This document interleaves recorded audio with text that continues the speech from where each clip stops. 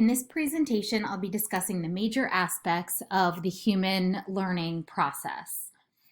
At the most basic level, it involves the intake and processing of new information and the eventual storage of this information in long-term memory. So I'll review some of the brain structures involved with memory, structures involved with various aspects of learning, and also I'll discuss some of the strategies that we can utilize to optimize learning. So first of all, I'll go through the neuroanatomy of the memory systems. Creating and storing memories both play a large role in the learning process. And there are four main types of memories.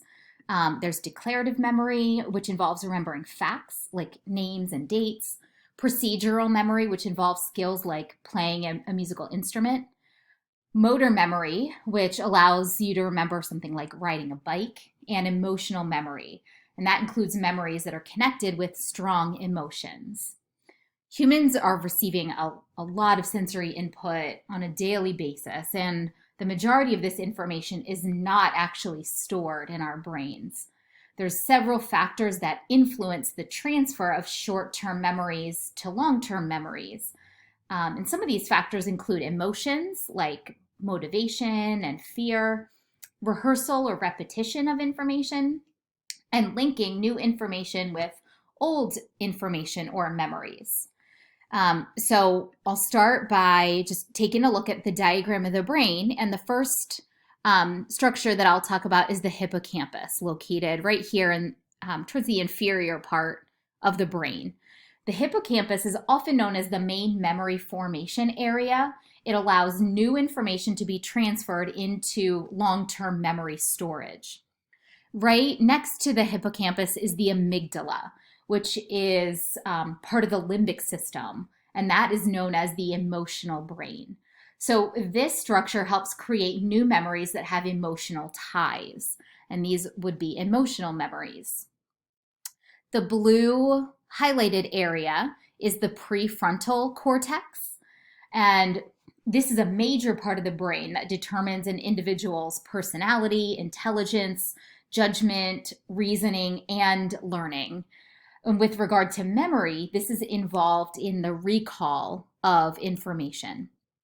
And then finally, the cerebellum, which is a large part of the brain located in the posterior portion. The cerebellum plays a role in procedural memory, and remember that's procedural memory involves skills, remembering skills like playing an instrument.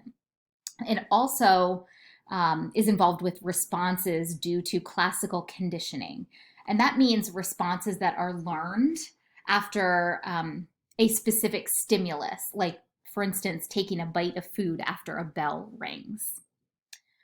So to optimize learning, the universal design for learning was developed. And it provides guidelines for teaching and learning based on the science of learning. 3 networks have been identified that involve various aspects of learning. The first is the recognition networks, which are shown in purple on the diagram, and these span several lobes of the brain, including the parietal lobe, the temporal lobe, and the occipital lobe. And all 3 of these areas are where a lot of the incoming sensory information is first received.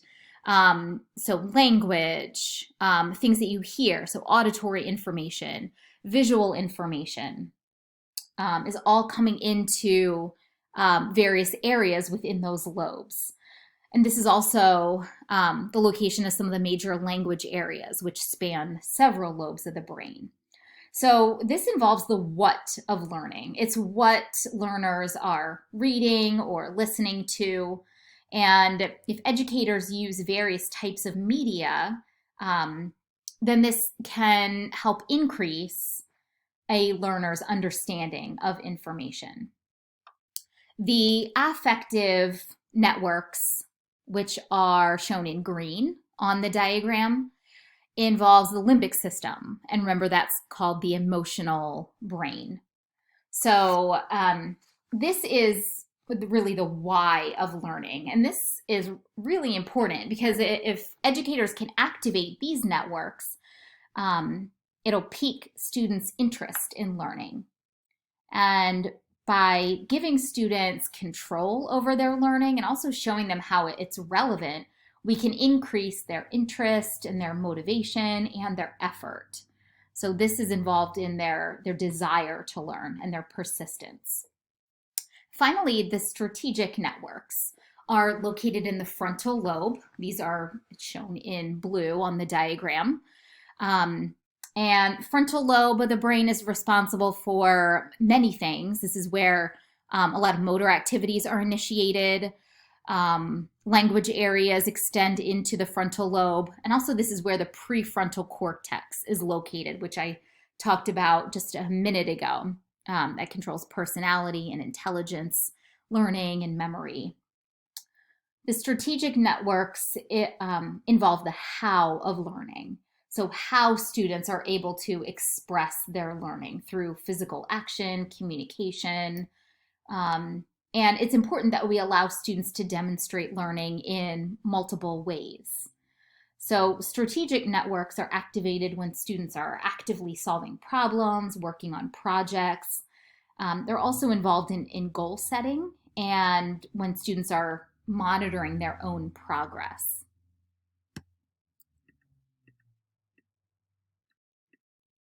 All right, so now I'll discuss the process of knowledge creation, starting with cognitive processing.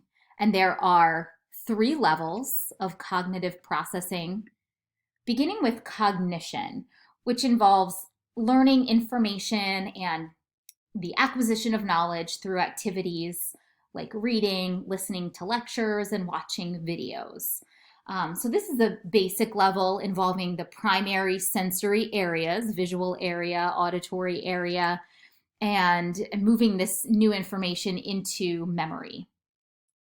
Then on a slightly higher level is metacognition, which is involved when learners demonstrate the self-awareness necessary to identify the learning strategies that work best to solve a specific problem or to learn a specific concept, and can later assess whether or not they have effectively solved the problem or learned the concept. And then on an even higher level is epistemic cognition, which occurs when individuals reflect on what it means to know something. And this really varies greatly between individuals. Some might see the world completely objectively, and they might think that there are definite answers to every problem that can be found, whereas others might view the world more subjectively. And these people might believe that there's no single correct answer to a problem. So this is really reflecting on the nature of knowledge, what it means to actually know something. So also related to knowledge creation is cognitive load theory. Creating knowledge involves moving new information into existing categories of knowledge to ultimately be stored in long-term memory. And I mentioned in the beginning that we are constantly getting sensory input, and actually most of this information is forgotten. It's not transferred into our working or long-term memories. But the information that is moved into working memory is limited. Our working memory has a limited capacity, and it can quickly become overloaded. This is the limited capacity assumption, that people can only process a few small pieces of information at once. If they get any more than that, then that additional information is forgotten. So it's really just those small bits of information that can ultimately be transferred into long-term memory. So when teaching, educators should utilize strategies to reduce the load on working memory to promote the creation of new categories of knowledge. Cognitive load theory also involves the assumption that learning is greater when people play an active role in their own learning, like through organizing information or making connections to prior knowledge. And that's a subject I'll discuss in just a few minutes. Finally, the cognitive load theory involves the dual channel assumption that people have two different channels for processing visual information and another for auditory information. So there's the cognitive theory of learning as it relates to multimedia learning. And together, there are some recommended strategies that promote knowledge creation and storage. So one strategy is to minimize extraneous processing. Extraneous load refers to some of the irrelevant details and just additional sensory information like visuals and sounds that, if not directly related to the core content, they can actually detract from learning. A strategy is to not overwhelm any one sense. For example, don't present two visual ways of learning, like written text and images. Choose one or the other. Also, another strategy for creating new knowledge is to manage intrinsic processing, which refers to intrinsic load. This is the core information that we're trying to learn. And to help with this, educators can break material into chunks and also give learners the ability to determine the pace of their learning. Another strategy to help with this is to define terms in advance and then explain more complex processes that involve these terms. This helps establish prior knowledge that students can later connect new information back to.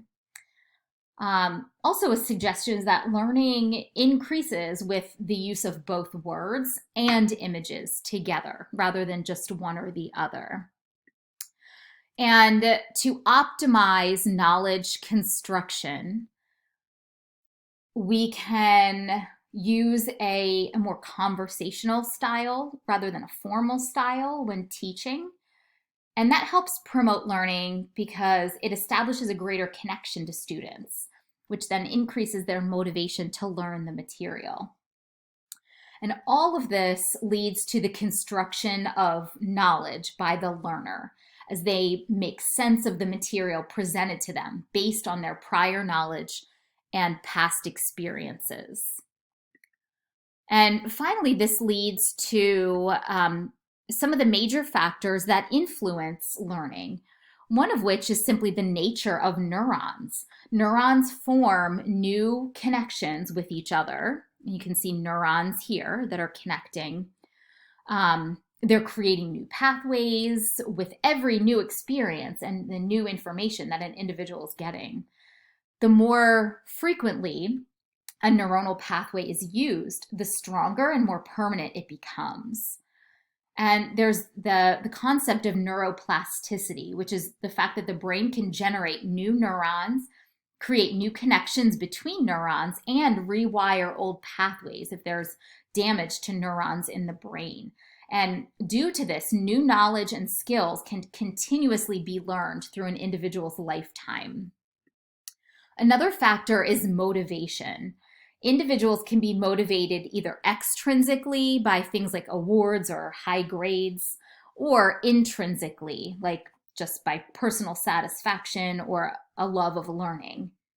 And it's been found that greater learning occurs when an individual is intrinsically motivated. By stimulating positive emotions in a student, we can increase their intrinsic motivation to learn. This can occur by instilling a sense of wonder or curiosity in a subject. And when an individual's emotions are triggered, it captures their attention.